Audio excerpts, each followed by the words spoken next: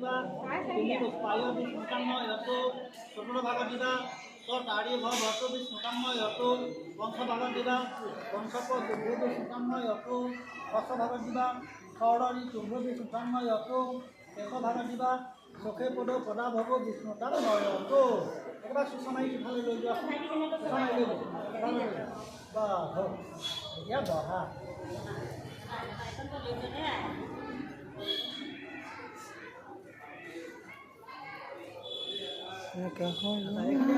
কথা এটা কম এতিয়া মই নকলেও নহয়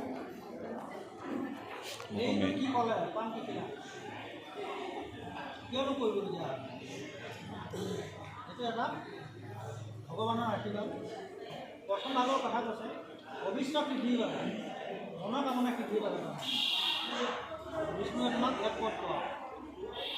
2 নম্বৰ কৈছে শৰীৰত বল শক্তি পাবৰ কাৰণে বিষ্ণুৱে তোমাক 2 পথ পোৱা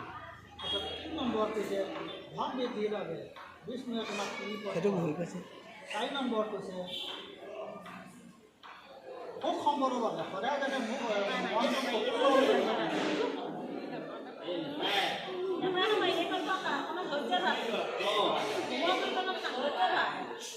পইচাৰ কামিয়ে যাবা